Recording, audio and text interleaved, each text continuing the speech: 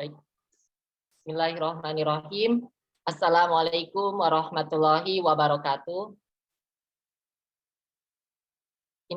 Alhamdulillahirabbil alamin wa bihi nasta'in wa ala umurid dunya waddin. Wassalatu wassalamu ala asrofil anbiya'i wal mursalin wa ala alihi wa sahbihi ajmain. Amma ba'du. Pertama-tama marilah kita panjatkan puja dan puji syukur kita kehadirat Allah Subhanahu wa taala yang telah memberikan kita beribu-ribu nikmat, baik nikmat iman, nikmat Islam maupun nikmat sehat walafiat, sehingga kita dapat yang pada suatu kajian yang insya Allah dirahmati oleh Allah Subhanahu wa taala. Amin. Shalawat serta salam tak lupa curahkan kepada Nabi besar kita, Nabi Muhammad Sallallahu Alaihi Wasallam yang telah memberikan kita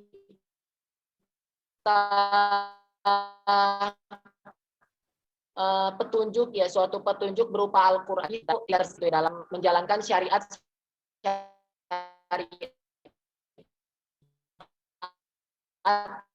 agama Islam kali ini.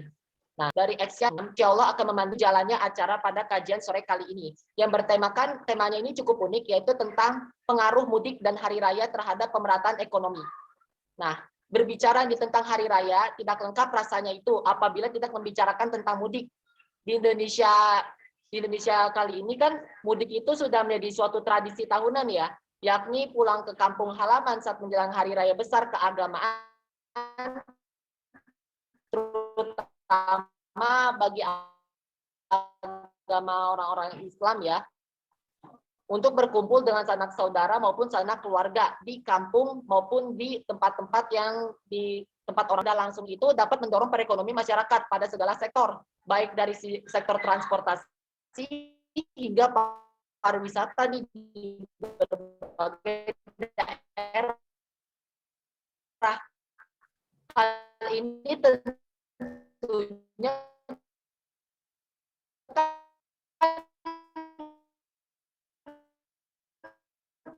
ya dapat berdampak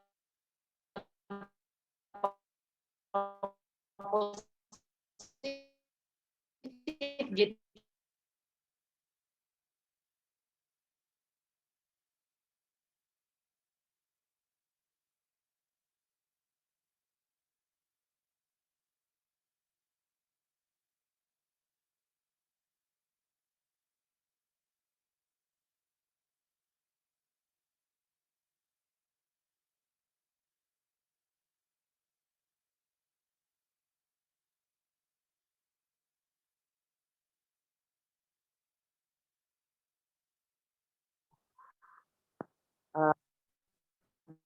Baik, saya lanjutkan aja melalui HP, ya, teman-teman semua. Maaf, jadi terkesan sinyal karena sedang hujan di sini.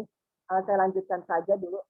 Nah, di sini kan kita tahu, ya, di sisi lain kita lanjutkan adanya aktivitas mudik dan hari raya itu juga meningkatkan konsumsi gitu masyarakat, sehingga dapat mengakibatkan suatu ancaman bagi perekonomian di Indonesia, seperti kenaikan harga barang atau yang kita kenal namanya inflasi, terutama di komoditas pangan, akibat adanya permintaan dari para konsumen yang sangat besar itu. Nah, lalu bagaimanakah sebenarnya pengaruh mudik itu sendiri dan hari raya ini terhadap pemerataan ekonomi?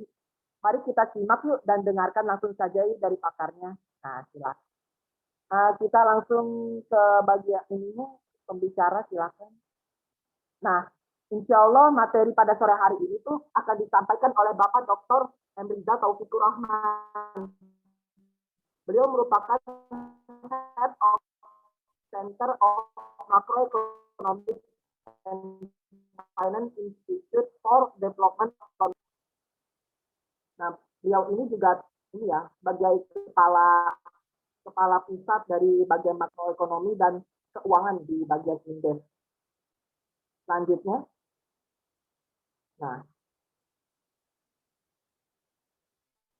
oh iya nih, Diingatkan kepada seluruh peserta nih, ya, hadirin yang berbahagia pada sore hari ini dan juga para ahli sobat jannah, dimohon untuk merinam dengan format asal instansi underscore nama lengkap ya, izin usahakan lalu sinyal dan juga menyimak baik-baik materi disampaikan oleh pemateri. Bagi yang ingin bertanya untuk langsung mengirim chat di kolom Zoom maupun nanti ketika udah selesai materi yang dibawakan oleh Bapak Rizal, silakan untuk open mic untuk menyampaikan pertanyaan.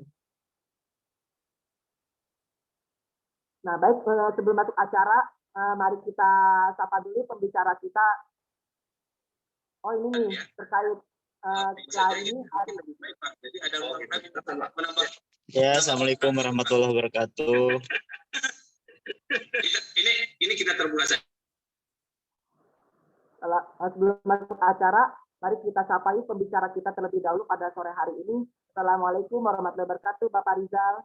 Bagaimana kabarnya, Pak? Sama-sama. Sehingga kami bicara ke depan itu nanti biaya sekian gitu, Pak. Ya, karena kan. Halo. Halo. Halo, ya. Ini bagian saya langsung atau bagaimana ya? Mohon maaf tadi putus-putus. Selamat sore, Bapak Rizal. Apakah sore? Assalamualaikum warahmatullahi wabarakatuh. Alhamdulillah Bapak ada. Waalaikumsalam. Waalaikumsalam warahmatullahi wabarakatuh. Bagaimana kabarnya Bapak? Ya, alhamdulillah sehat walafiat. Device-nya agak ini sinyalnya nih putus-putus ya. Saya kebetulan lagi mau ada meeting jam, makanya tadi saya ke panitia. Mungkin saya tidak full sampai 5:30, kemungkinan sampai jam 5 ya, lebih 5 menit 10 menit begitu ya. Karena ada acara lagi jam 5 nih gitu. Tapi saya nanti akan telat di acara berikutnya gitu. Gak apa-apa ya? Oh iya, baik. Minta apa Pak? Mungkin karena ini ya bisa langsung saja ya tanpa berlama-lama lagi. Ya. Mari kita simak bersama-sama pemaparan materi dari Bapak Rizal. Pada Bapak Rizal, waktu dan layar kami persilahkan. Ya. Baik, terima kasih banyak.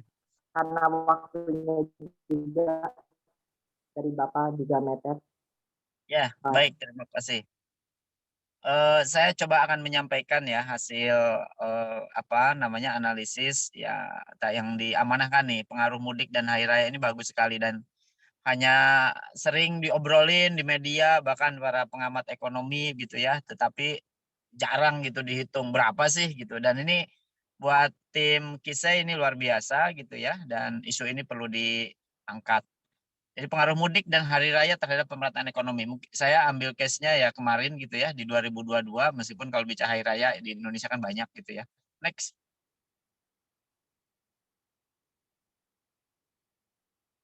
Nah, overview kondisi ekonomi makro kita gitu ya. Kemudian juga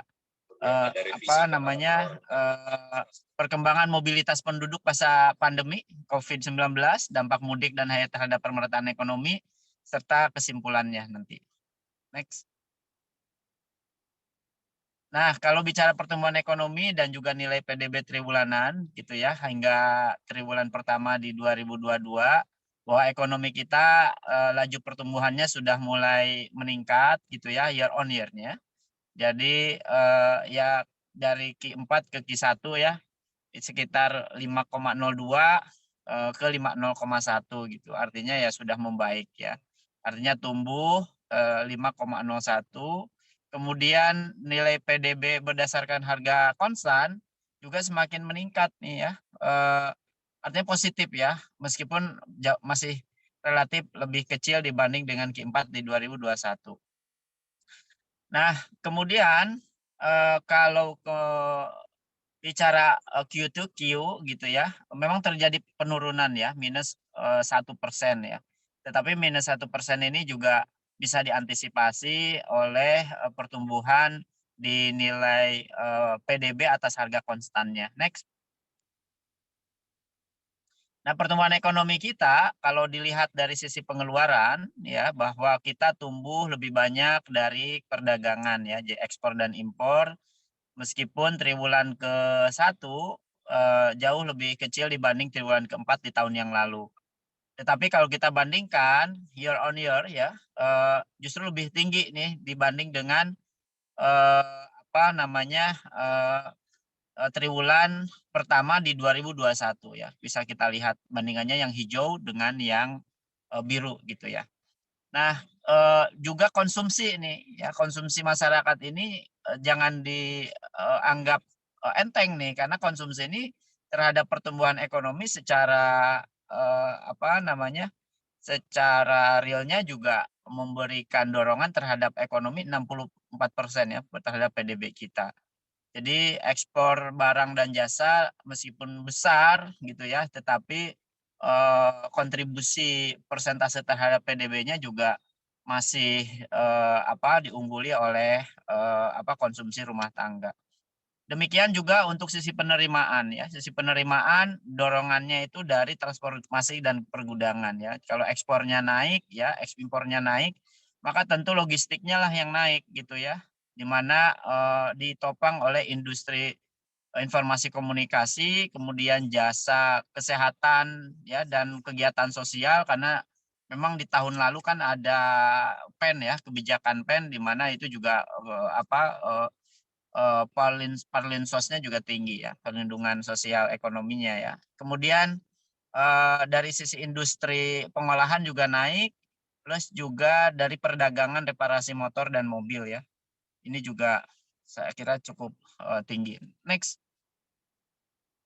Nah, kalau dilihat lagi ini tadi year on year ya. Kalau QQ kita lihat memang kita kecil sekali ya. Apa dorongan dari konsumsinya, makanya konsumsi ini menjadi salah satu indikator kunci ya di dalam mendorong pertumbuhan ekonomi yang paling murah ya, yang paling murah ya dibanding dengan kebijakan yang lain. Coba kita lihat misalnya dari sisi penanaman modal malah turun, dari ekspor impornya juga malah turun ya kalau QQ-nya. Termasuk juga kalau kita lihat dari sisi penerimaan justru pertanian yang justru meningkat ya paling tinggi ya. Dan ini menunjukkan apa? Bahwa sektor pertanian ini adalah sektor yang paling kuat dan tough ya di QQ maupun year on year ya di dalam mendorong pertumbuhan ekonomi kita. Lanjut. Nah, perkembangan mobilitas penduduk pasca pandemi. Nah, saya kira bisa kita lihat semakin positif ya di Q1 2022 semakin meningkat, mulai dari grocery dan farmasinya ya itu paling tinggi, kemudian juga park ya, taman-taman juga sudah mulai dipenuhi orang, termasuk juga residen ya, termasuk juga perhotelan, hospitality ini juga sudah mulai naik nih di 2022 Q1 kan sudah mulai positif tuh ya di atas 0. Jadi mobilitas penduduk sudah mulai naik. Bayangkan dibanding dengan Q2 2020 atau Q1 2020 kan negatif semua ya. Nah, sekarang udah mulai positif ya mobilitas penduduk. Next. Next. Nah,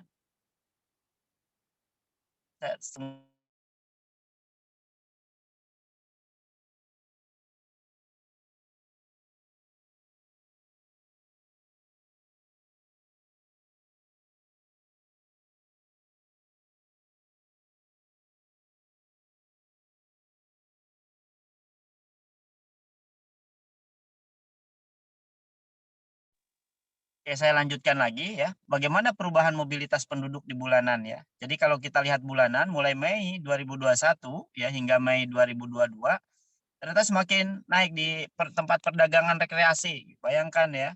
Jadi dari minus ya di bulan Mei kemudian naik ya. Kemudian juga tempat belanja juga sama ya, taman, hiburan juga ya.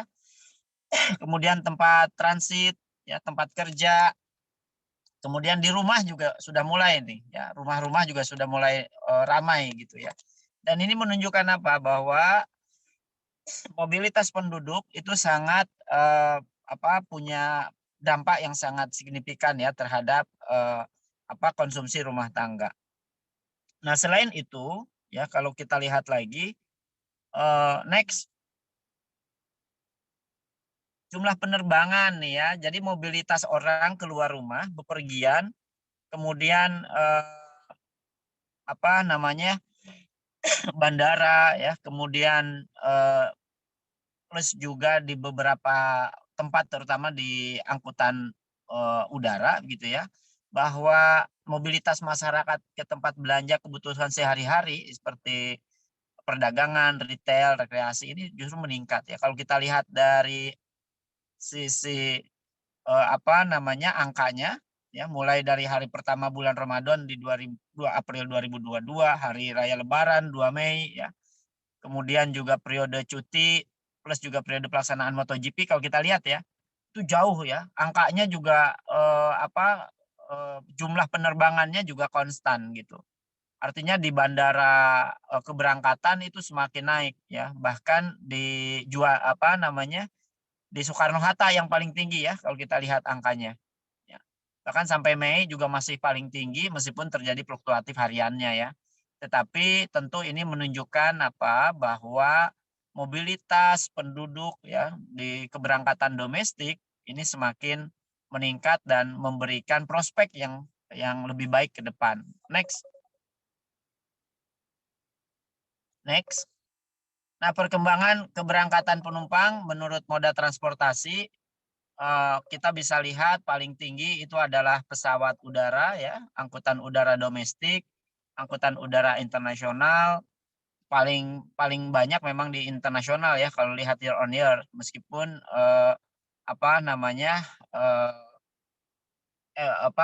tumannya memang 56%, tetapi year on year-nya 572% ya. Jadi memang kebanyakan angkutan udara internasional sudah mobilisasinya tinggi ya. Nah, kemudian angkutan kereta api ini ya 32% naik, termasuk juga angkutan udara domestik hampir 35%. Kemudian year on year untuk perkembangan angkutan barang ya justru yang naik di kereta api ya. Angkutan laut 1,53 karena angkutan laut relatif jaraknya jauh antar pulau, dan kalau darat ya menggunakan angkutan kereta api relatif di satu pulau dan memang jauh lebih efisien ya dari sisi harga. Next.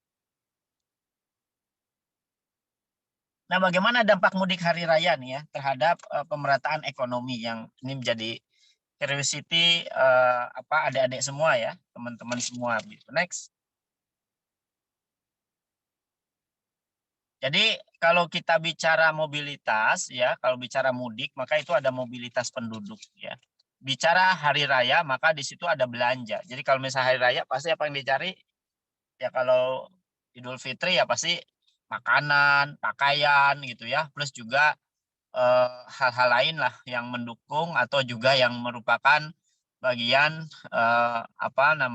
untuk kebutuhan di hari raya. Nah, kemudian bagaimana berkaitan dengan harga-harga ini ya. Ternyata harga-harga ini juga sangat berpengaruh gitu ya. Inflasi ini berpengaruh terhadap dipengaruhi ya oleh mobilitas penduduk ini. Next. Jadi year on year-nya ya kalau kita lihat bagaimana di inflasi per April saja misalnya ya, kenaikan inflasi juga tahun kalender di 2022 2,15 ya. April terhadap Desember. Kalau April terhadap April itu 3,47, bayangkan ya 0,47% itu naik gitu ya dibanding dengan tahun 1,22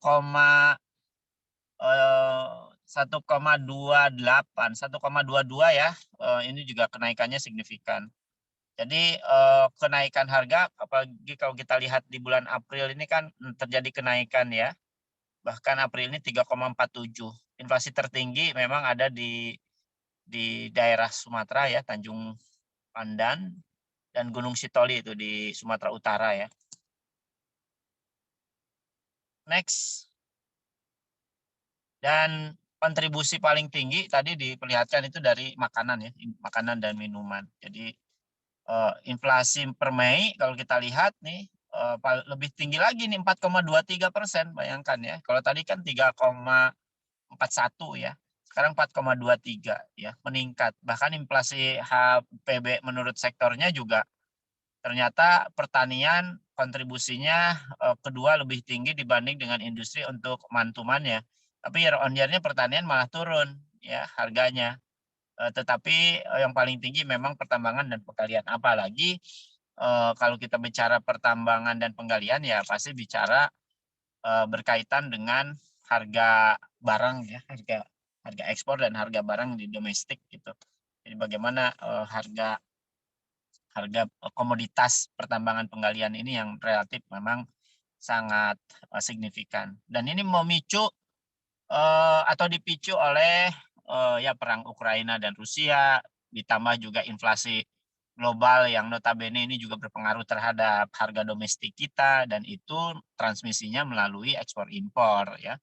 Komoditinya adalah komoditi pertambangan dan penggalian. Makanya jangan heran kalau harga BBM naik ya untuk barang BBM yang tidak disubsidi. Next.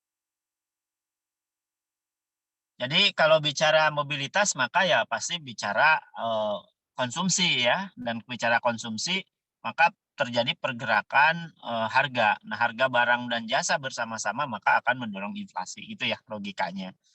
Nah, ini adalah perkembangan indeks harga konsumen sebagai proksi dari inflasi. Yang paling tinggi ya kontributornya adalah makanan dan minuman ya. Yang kedua adalah transportasi. Nah, ini mobilitas ya. Transportasi ini ternyata mendorong juga terhadap inflasi plus penyediaan makanan dan minuman di restoran. Jadi ini saya kira menunjukkan bahwa mobilitas itu berpengaruh terhadap aktivitas ekonomi sekaligus membentuk harga baru gitu ya, karena ada permintaan yang meningkat ya. Akibat dari apa ya, dari sisi produksi yang tidak di atas dari laju kenaikan dari inflasinya, dari harga yang sebelumnya. Next.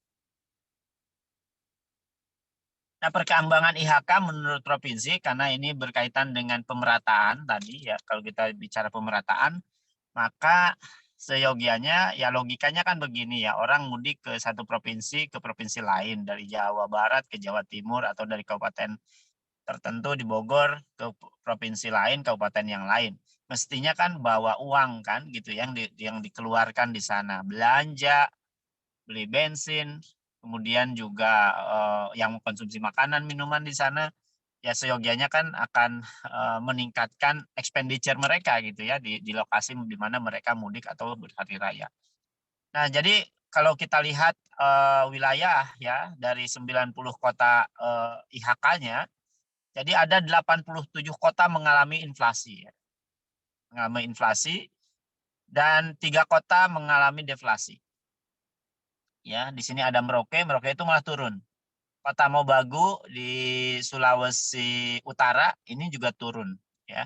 Yang hijau-hijau ini turun, yang inflasi naik nih. Yang paling tinggi itu ada di Tanjung Pandan ya, kemudian di Tanjung Pandan itu di Bangka Belitung ya, kemudian di Tangerang dan Gunung Sitoli tadi ya. Tangerang juga ternyata punya nilai inflasi tertinggi nih ya. Artinya apa? Artinya mobilitas masyarakat ini ternyata mendorong ya harga barang atau pengeluaran masyarakat naik. Kalau pengeluaran masyarakat berarti kan konsumsi naik. Kalau konsumsi naik dengan barang tertentu, misalnya jumlahnya, laju penambahan barang tidak secepat dengan laju kebutuhan atau konsumsi, maka itu berpotensi untuk menaikkan harga. Dan itu ya mekanisme pasar ya. Makanya harga barang khususnya industri makanan dan minuman kontributor paling tinggi terhadap inflasi karena volatilitasnya juga tinggi. Next. Nah, pertumbuhan ekonomi nasional juga kalau kita lihat ya, karena ini bicara pemerataan ya, maka Jawa jauh lebih paling tinggi nih pertumbuhan ekonomi ya, dan mengkontribusi terhadap PDB nasional kita ya, per pulau. Jawa nomor 1, diikuti oleh Sumatera, kemudian Kalimantan, berikutnya Sulawesi, ya, kemudian juga Bali dan Nusa Tenggara serta Maluku dan Papua ya. Nah, bagaimana kalau kita bisa bayangkan gitu ya, kalau bicara pemerataan dari pertumbuhan ekonomi ini saja kan kelihatan ya, bahwa Jawa ini tetap menjadi kontributor dan provinsi yang memberikan kontribusi terhadap pertumbuhan ekonomi di Indonesia, hampir 58%. Next. Nah, bagaimana dampak mudik terhadap IHK ya? Ini terbukti ya, hanya saja di Papua nih, Papua Barat terjadi deflasi malah ya. Makanya tadi kan di hampir 34 provinsi itu naik ya, naik meskipun tadi ada yang terjadi deflasi. Kalau ini tahunan ya, perlu difahami ini tahunan. Kalau yang tadi kan kuartalan ya.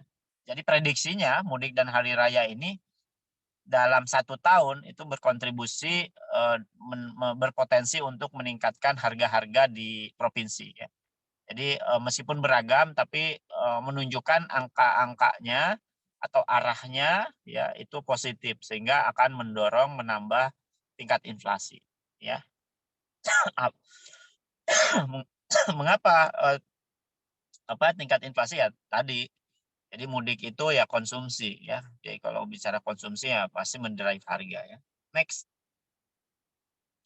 Nah, dampak mudik dari hari raya terhadap harga barang. Nah, ini juga menunjukkan kalau tadi indeks harga konsumen di mana hampir 144 bucket barang dan jasa ya. Kalau ini berdasarkan komoditas nih ya. Jadi ternyata harga dan barang dan jasa juga relatif akan naik ya. Secara dominan meskipun variatif, ada yang 0,9, 0,8% ya. Dan juga ada yang 0,0 kecil sekali ada, dan ada yang 0 ya. Sebenarnya ini ada dari 52 sektor ya, totally hampir 48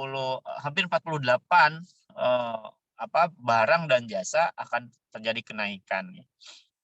Dan itu lebih banyak di transportasi ya, ATP ya, artinya di darat, transportasi laut, transportasi udara, perdagangan ya, kemudian juga ya berbagai komoditas maupun sektor-sektor yang lain. Next. Nah, konsumsi rumah tangga ya di semua provinsi naik, nasional juga akan naik gitu ya. Jadi angka-angkanya juga cukup signifikan ya. Ya mudik dan hari raya itu ya momennya momen belanja ya, belanja apapun. Ada yang belanja gardeng di wilayah Batam itu, kalau mau lebaran ya beli gardeng tuh ya. Tidak hanya selain beli baju, makanan ya, rumahnya didandanin, dicat ya, sehingga itu kan naikin konsumsi. Kemudian ada di daerah tertentu itu harus bahkan yang mudik kan belanja rame-rame, beli kendaraan motor, mobil, itu juga mendorong konsumsi. Ya, selain makanan, minuman dan pakaian. Ada lagi yang memang belanja rumah ya, ada juga ya. Orang-orang yang di wilayah tertentu ya ingin ganti rumah ya, berkaitan dengan hospitality dan lain-lainnya. Jadi ini justru akan terjadi dan ternyata di beberapa daerah hampir semua provinsi itu terjadi kenaikan. Next. Nah, kalau kita bicara ini bukan konsumsi PDRB ya, terhadap PDRB ya. Jadi terhadap PDRB provinsi maupun PDB nasional, justru ini akan menderive produk domestik regional bruto. Artinya mudik dan hari raya itu akan memberikan dampak positif ya terhadap ekonomi. Artinya akan terjadi pemerataan pertumbuhan dari ekonomi. Meskipun ini jangka pendek sifatnya, ya, ini jangka pendek. Ya, tetapi pemerintah dengan jangka pendek ini harus menjaga betul gitu ya momentum ini agar konsumsi yang mendrive PDRB ini supaya terjaga ya, setidaknya dalam satu kurun waktu tahun itu ya harus bertahan. Jadi konsumsi yang sudah terjadi di mudik dan hari raya ini harus dijaga betul, bahkan kalau perlu didorong ya supaya tetap terus positif. Next. Nah, tentu inflasi, bagaimana hubungan antara inflasi dan PDB ya. Jadi meskipun PDB naik dan inflasi naik ya dalam konteks kualitas pertumbuhan dan pemerataan, maka inflasi ini harus dijaga, jangan sampai pertumbuhan di daerah itu ya atau nasional kita itu turun ya. Karena kalau pertumbuhan turun atau terjadi kontraksi tetapi inflasinya naik ya, semakin naik, maka kualitas pertumbuhan menjadi rendah ya, bahkan terdegradasi gitu ya. Makanya pertumbuhan naik, inflasi terjadi ya nggak apa-apa ya, itu justru tanda-tanda dari kondisi ekonomi kita sangat baik. Bahkan kalau misalnya inflasinya akibat dari demand full ya, atau inflasi disebabkan oleh permintaan, itu justru menandakan terjadi pertumbuhan ekonomi ya, terjadi pertumbuhan ekonomi di struktur ekonomi kita. Nah, termasuk juga ini ya, jadi kenaikan PDB naik, inflasi juga terjadi, tetapi setidaknya ini menunjukkan demand full, dan ini secara umum ya, secara agregat bahwa ekonomi kita dengan adanya mudik dan hari raya akan berdampak positif terhadap pertumbuhan dan pemerataan. Makanya pemerintah benar-benar punya strategi bagaimana supaya mudik dan hari raya ini juga bisa memberikan dorongan konsumsi terhadap pertumbuhan. Makanya kita bisa lihat nanti di triwulan kedua gitu ya, pencatatan dari BPS apakah mudik ini meskipun terjadi kemacetan ya, tapi setidaknya itu kan konsumsinya naik gitu ya, konsumsinya naik. Next. Next. Nah, kesimpulannya adalah next. Jadi kegiatan mudik dan hari raya akan mendorong konsumsi masyarakat. Ya, intinya itu. Konsumsi masyarakat ini tentu akan meningkatkan atau menstimulus harga barang dan jasa yang dibutuhkan oleh masyarakat. Dan ini juga akan menstimulus terjadinya inflasi. Artinya apa? Mobilitas masyarakat sangat berdampak terhadap kinerja konsumsi masyarakat. Naik mobilitas juga tentu konsumsi masyarakat akan semakin membaik. Nah, dorongan inflasi menunjukkan denyut ekonomi domestik kita semakin baik, daya beli masyarakat semakin baik, ya, terutama inflasi yang disebabkan oleh dorongan permintaan ya. Dan ini menunjukkan bahwa pertumbuhan ekonomi dan percepatan ekonomi terjadi. Ya. Kemudian konsumsi rumah tangga juga akan menciptakan nilai tambah ya dari sisi produksi.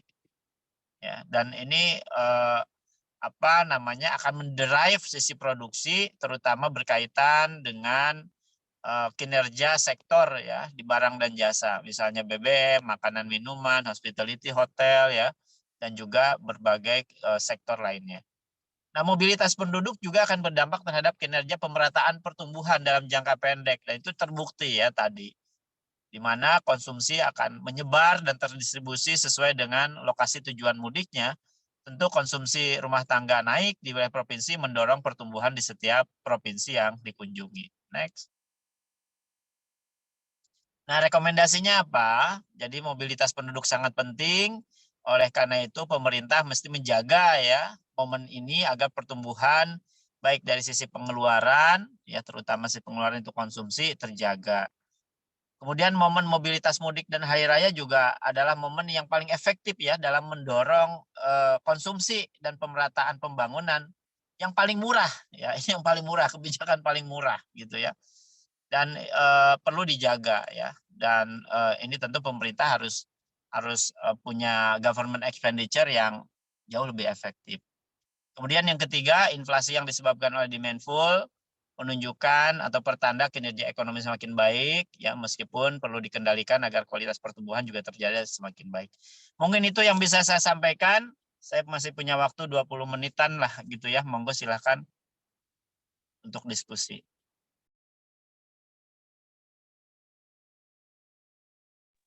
Silakan moderator, ada yang mau didiskusikan, ada yang mau bertanya, silakan.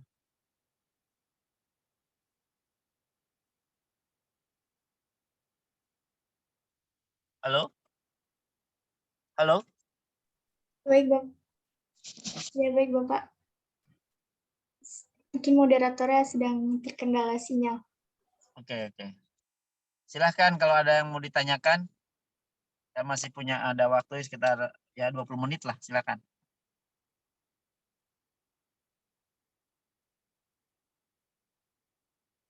Baik, mungkin panitia boleh saya langsung bertanya. Ya silakan langsung saja ya. Oke, baik. Terima kasih Bapak atas kesempatannya. Mungkin tadi saya mendengar hal yang menarik ya. Seperti yang kita tahu bahwa di rest area ini Pak selama mudik ya, bahkan itu tuh naiknya lebih dari 2 kali lipat gitu ya makanan. Nah, apakah gitu Pak, kalau menurut saya hal itu tuh jadi seperti mengambil kesempatan, kesempatan gitu loh Pak, jadi dijadikan pengambil kesempatan. Apakah karena dampaknya itu positif, hal seperti itu tuh tidak apa-apa gitu Pak dilakukan oleh pelaku usaha selama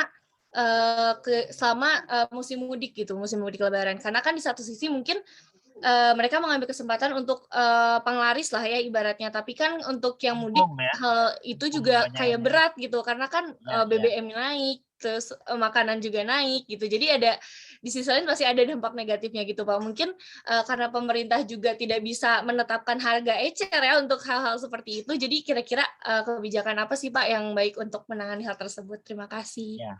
Baik, ini pertanyaan bagus nih ya. Kita ketika di tol, di rest area ataupun di mana gitu ya. Pas mudik ini pasti harga naik ya. Aqua yang botol 800 ml kalau mohon maaf ya saya nyebut merek misalnya di Alfamart 3.500 di sana bisa 10.000 ya atau mungkin bisa 6.000 gitu. Udah antri gitu ya dan lain sebagainya. Ya itulah hukum ekonomi gitu ya. Hukum ekonomi.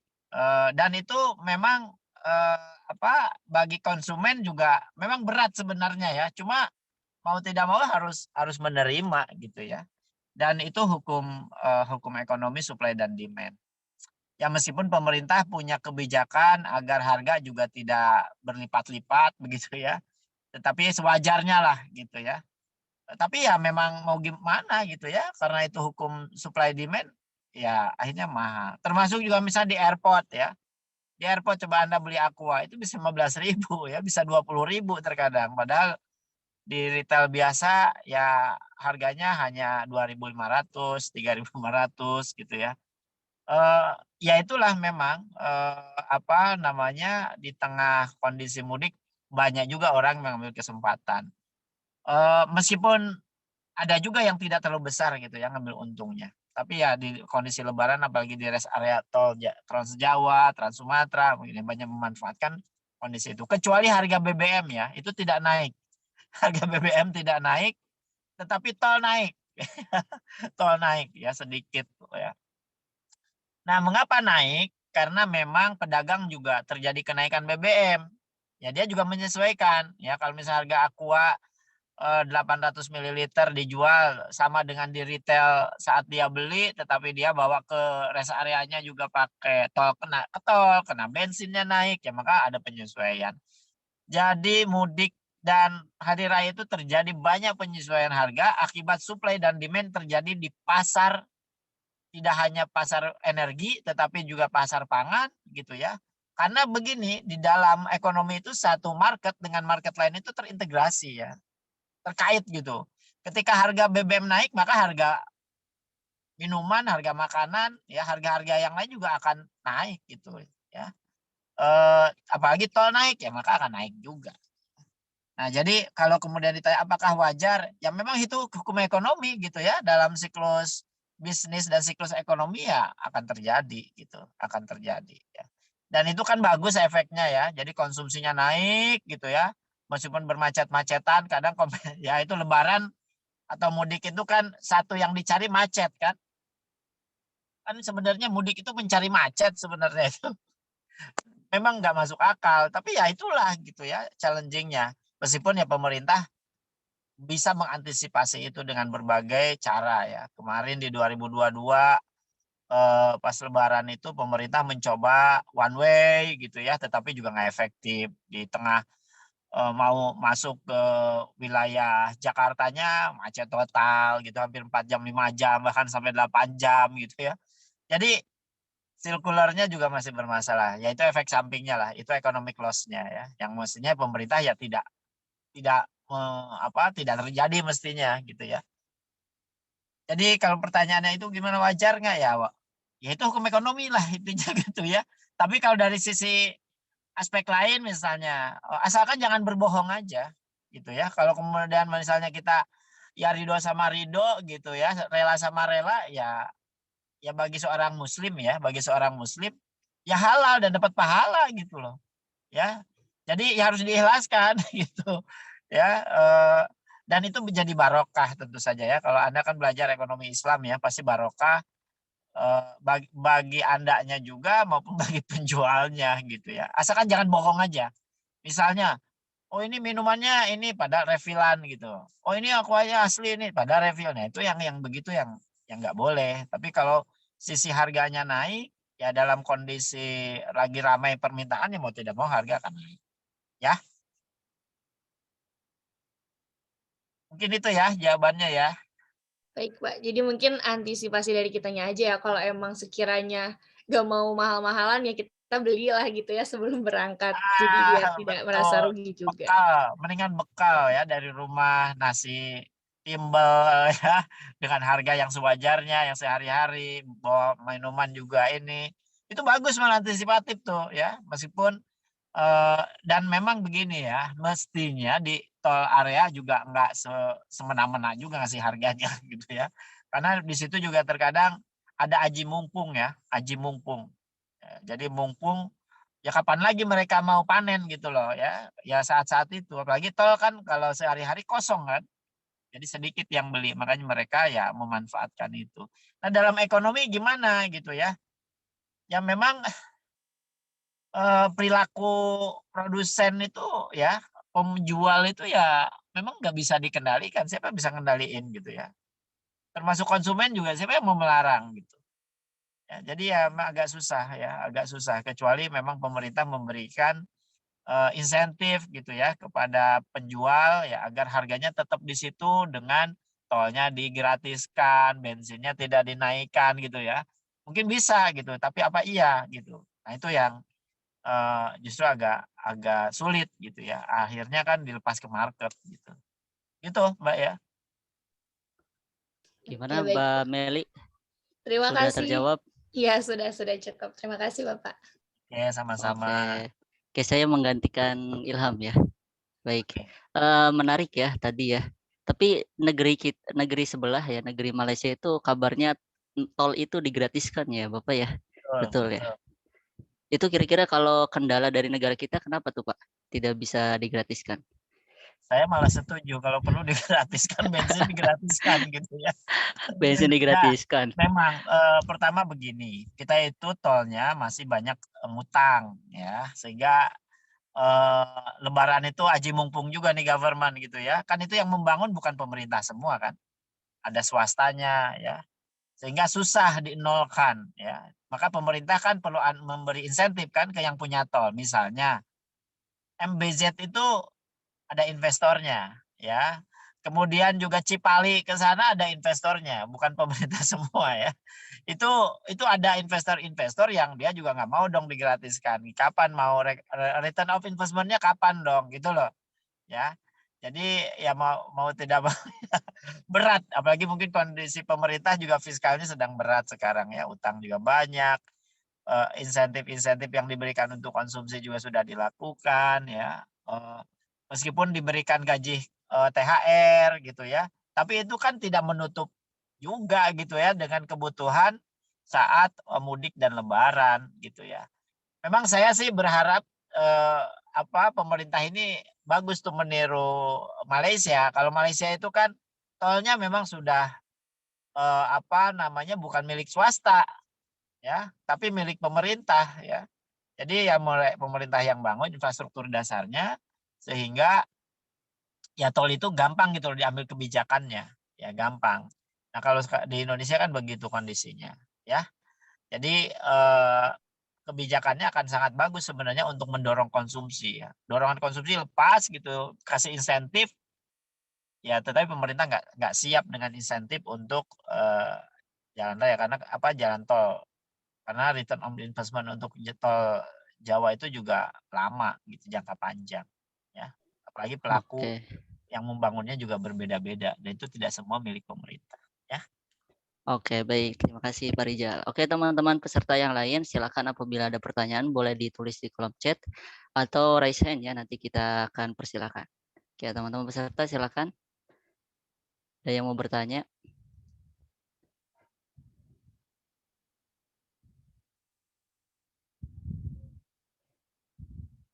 Oke, sambil menunggu teman-teman yang lain, ini unik ya. Kalau kemarin di tol juga macet luar biasa gitu kan, walaupun one way ya.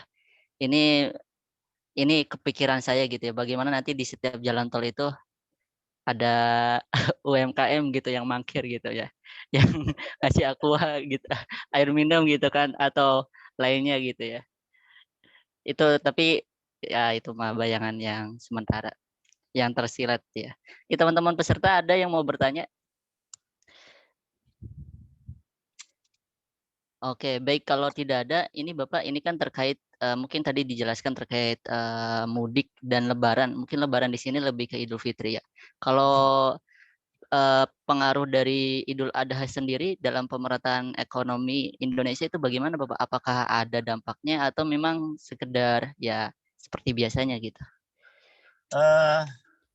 Saya belum hitung ya untuk Idul Adha ya. Idul Adha kan cenderung mendorong konsumsi pangan ya, memperbaiki gizi gitu ya, memotong daging, memotong kambing, sapi, unta gitu ya. Dan itu justru langsung direct gitu ya untuk mengkonsumsi pangan dan meningkatkan kualitas ya, kualitas pangan kalau menurut saya itu. Jadi kalau apakah dampaknya positif? Pasti positif dong. Pasti positif ya, pasti positif. Jadi Hari Raya Idul Adha itu ada satu kemungkinan, bukan kemungkinan ya, satu impact yang justru itu mestinya negara bersyukur gitu ya, karena itu menjaga kualitas. Dan di situ tidak dipilih-pilih loh ya. Siapapun, agama apapun bisa menerima itu. Ya daging kurban itu gitu ya. Baik muslim, non muslim itu boleh menerima daging kurban. Dan itu kan pemerataan peningkatan konsumsi kualitas pangannya kan justru merata kan di situ ya. Dan justru inilah salah satu kalau saya katakan produk ya hukum syara gitu ya, hukum Islam yang notabene memang untuk pemerataan pembangunan kualitas sumber daya manusia gitu ya. Itu mungkin kalau dikaitkan ke situ ya, melalui pemenuhan kebutuhan kualitas pangan. Oke, baik. Itu ya terhadap pengaruh Idul Adha terhadap perekonomian Indonesia. Oke, Ya, dan baik. tentu kan itu dorong konsumsi ya pasti ya. Dan Betul. kalau lagi-lagi pertumbuhan ekonomi ya kalau konsumsi pasti tumbuh ekonomi. Itu udah otomatis. Oke, terima kasih Bapak Rijal atas tambahannya. Teman-teman peserta ada pertanyaan lagi? Silakan kalau ada yang bertanya boleh di kolom chat atau raise hand ya.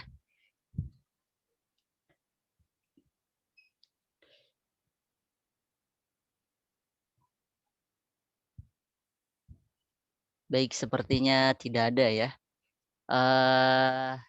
Oh ada, dari saudari Arifia Marsila Hayati. Silakan. Ya, terima kasih moderator atas kesempatannya dan terima kasih juga kepada Dr. Rizal telah menyampaikan materinya yang sangat updated ya, by data banget. Kita bisa lihat banyak grafik dan data baru. Pertanyaan saya ada dua Pak, tapi mungkin bisa dijawab secara cepat aja. Yang pertama ada fenomena mudik, ini kan menyebabkan macetnya jalan tol gitu, banyak mobilitas kendaraan. Nah,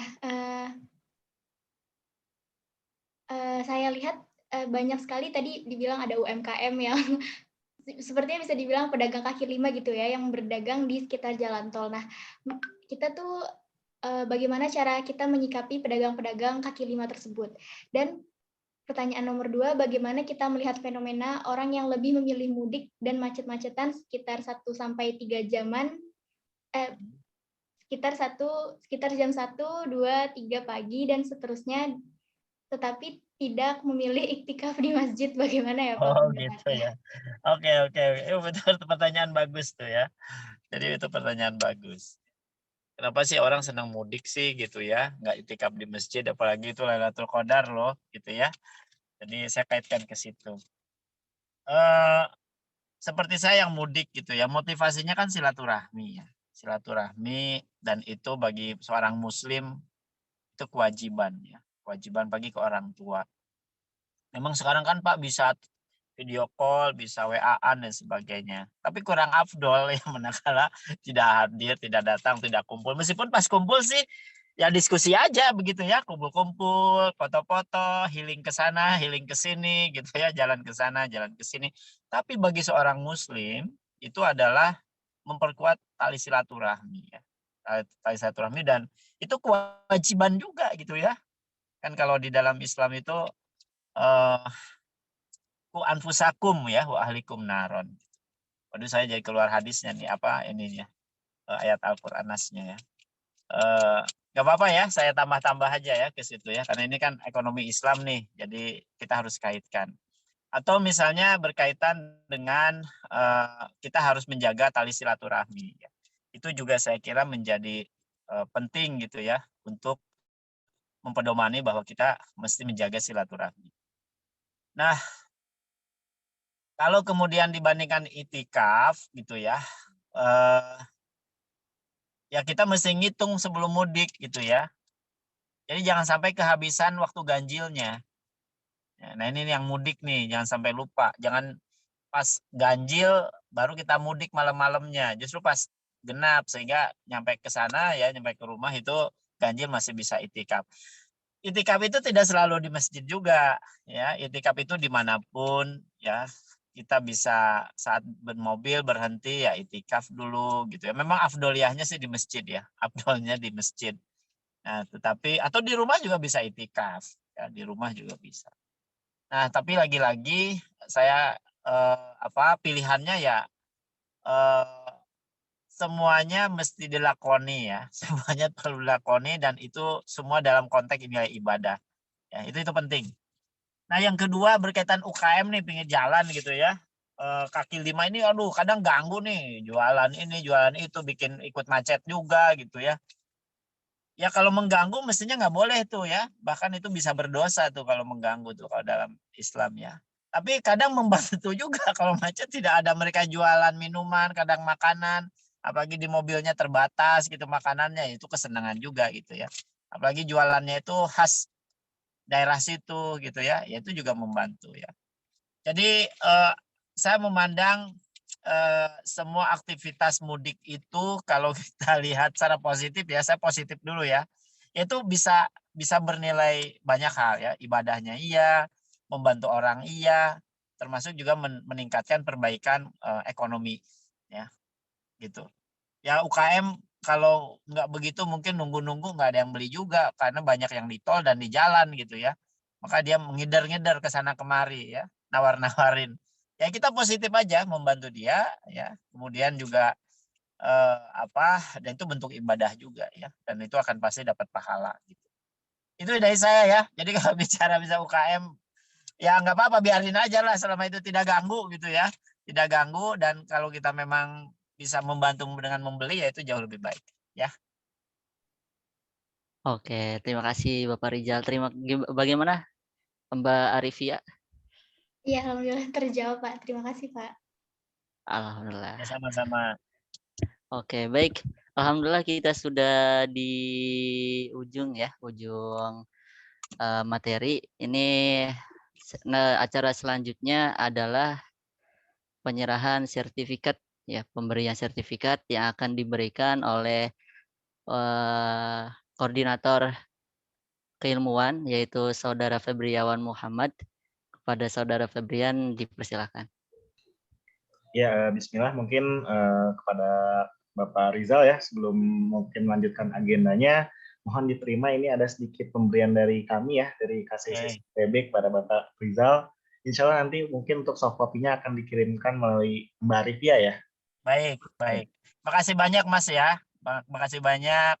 Saya dengan senang hati bisa share ke adik-adik saya yang saya juga sama dulu waktu mahasiswa juga sama ya.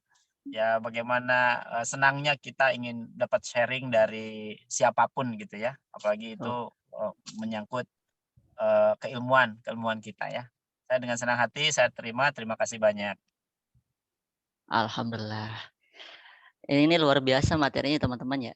Ini jarang dilakukan oleh beberapa universitas. Kita mengambil langkah berani untuk coba, kayaknya kita obrolan doang gitu kan. Jadi kita coba angkat, alhamdulillah kita langsung juga oleh ahlinya gitu kan, yang langsung meneliti dan betul-betul update tadi ya yang disampaikan, grafik, tabel dan lain sebagainya. Gitu. Oke, selanjutnya sebelum kita tutup, teman-teman kita akan dokumentasi terlebih dahulu. Ya, silakan dipasang wajah cantik dan gantengnya, senyumnya jangan lupa biar tanpa menawan gitu kan. Mari kita dokumentasi terlebih dahulu. Ya, silakan. Ya, ditunggu, dihitung ya, dihitung jangan ditunggu. Ditunggu tidak enak ya, kita hitung sampai 10. 1, 2, 3, 4, ya 5, 6, 7, 8, 9, 10. Oke, baik. Sekali lagi diingatkan teman-teman, silakan yang perempuan jangan lupa pakai kerudung ya. Yang laki-laki jangan coba-coba pakai kerudung ya. Nanti bahaya ini kalau coba-coba pakai kerudung ya. Oke, Mbak Arifia sudah siap untuk cekrek gitu kan? Ada bunyinya cekrek gitu. Silakan. Saya hitung ya, teman-teman disiapkan senyumnya. 1, 2, 3. Oke. Sekali lagi ya, sekali lagi. 1, 2, 3. Oke, baik. Terima kasih banyak kepada Bapak Rizal Taufikur Rahman sudah menyempatkan sharing ilmu yang telah digeluti ya, sehingga kita tambah paham nih semahasiswa. Bahkan tadi saya sempat, wah kayaknya pengen berubah gitu kan proposal penelitiannya gitu. Ini menarik banget gitu kan. Apalagi kalau melihat time series-nya gitu kan. Mungkin ya time series gitu kan dari tahun sekian sampai sekian gitu. Ya. Baik, sekali lagi terima kasih Bapak Rizal atas sharingnya ya. Selanjutnya adalah acara selanjutnya adalah oke, Saya izin acara ya. Saya oke, izin siap ya. Bapak. Saya izin ya. Siap. Terima kasih banyak, sukses terus. Pokoknya Amin. ekonomi syariah, ekonomi Islam ya tentu harus punya harus menggema ya, dan bahkan bisa Amin. di-apply di dalam kehidupan seharian. Sukses Siap. ya, dengan bismillah ya tawakaltu Allah, tetap menjadi pelaku-pelaku ekonomi yang ekonomi syariah ya. Terima kasih, Siap sukses. Bapak. Terima Wassalamualaikum kasih warahmatullahi Bapak. wabarakatuh. Waalaikumsalam warahmatullahi. Terima kasih Bapak. Masya Allah. Oke, baik teman-teman, sebelum ditutup ini kita ada pengumuman yaitu terkait dengan Open Submission Air Study BAT 2 ya, yaitu pada periode 01 Juni sampai 29 Juli 2022. Nah, ini ngapain aja sih? Ini adalah terkait teman-teman menulis artikel, nanti kita akan apresiasi atas kepenulisan teman-teman. Tema kita adalah peran ekonomi keuangan syariah dalam implementasi keuangan berkelanjutan guna pemulihan ekonomi syariah. Subtema kita ada 6 teman-teman, ini menarik banget nih. Jadi kita tidak membatasi 1 sampai ada 6.